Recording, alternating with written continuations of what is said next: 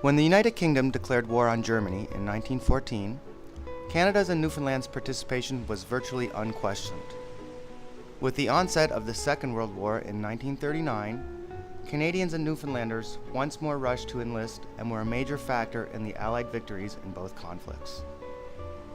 During the two World Wars, the main duty of the Royal Canadian Navy was to escort convoys in the Atlantic and guard merchant vessels against the threat of attack by German submarines.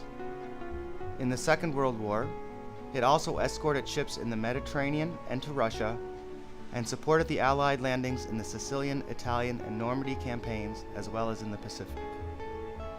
The Canadian Merchant Navy's duties included the transportation of troops and supplies to the Allied armies and food for the United Kingdom.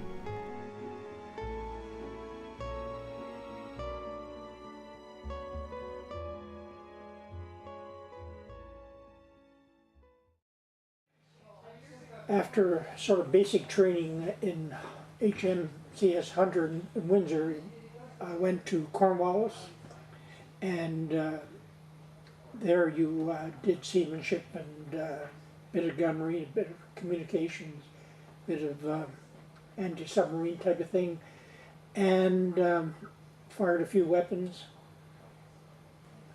The particular ship that I did my tender training, as they called it, was HMCS Sackville. Sackville was a relatively new destroyer bought just before the Second World War, and it was once torpedoed, survived that, and then it was hit by a merchant ship, took part of its stern away, so they brought it into Annapolis Basin as a training ship. So your daily routine on the ship was that you'd fall in on the quarterdeck. The executive officer or first lieutenant, he would allocate men to work at this or that job. It might be cleaning toilets and showers and that kind of thing, or it might be painting, or it might be chipping, or it might be making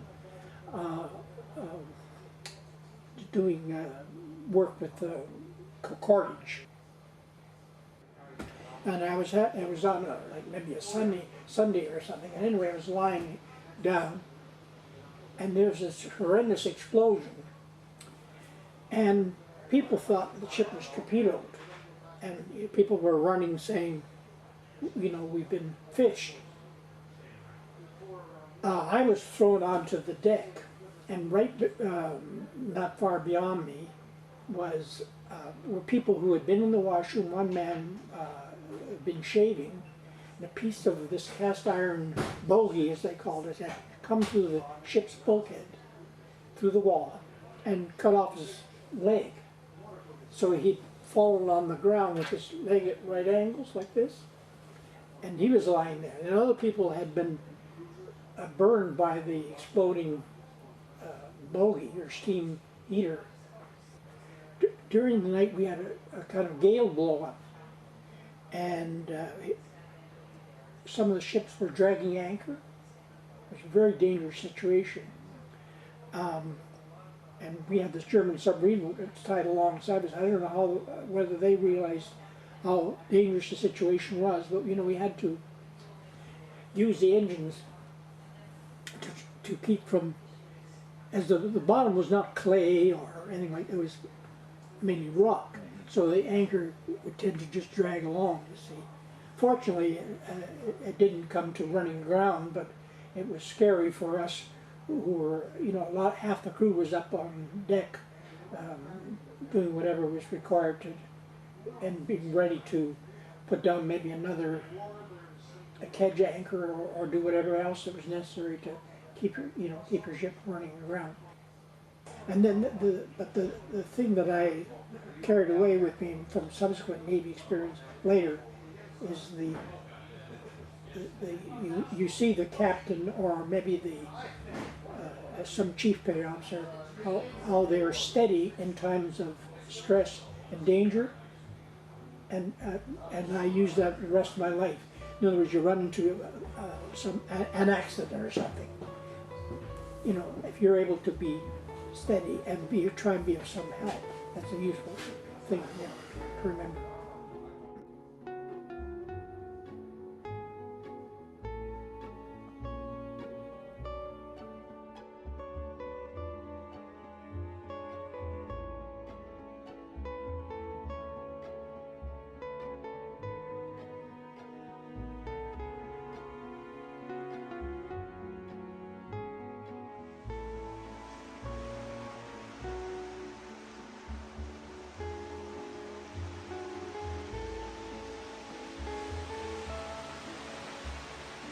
HMCS Sackville was one of more than 120 corvettes built in Canada during the Second World War, escorting convoys and attacking submarines. She was built in St. John, New Brunswick and commissioned on December 29, 1941. Sackville escorted convoys from St. John to Londonderry, Ireland. In August 1942, she fought a convoy battle single-handedly, defeating 2 German submarine attacks in 2 hours, blowing one out of the water with depth charges and landing a 4-inch shell on the conning tower of another. In 1952, after the war was over, she was reactivated and converted to a research vessel for the Department of Marine and Fisheries. After 1979, the HMCS Sackville was the only remaining Flower-class corvette in the world. Therefore, she was transferred to the Canadian Naval Corvette Trust and restored to her 1944 appearance. Today she serves as a museum ship, bringing memories about the Battle of the Atlantic to life.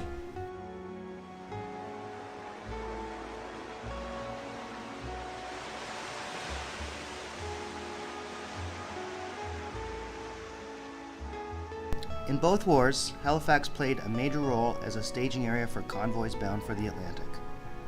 With thousands of naval personnel, merchant sailors, and troops bound for Europe, the city experienced many changes and challenges during this watershed period in the history of Halifax, Nova Scotia, Canada, and the world.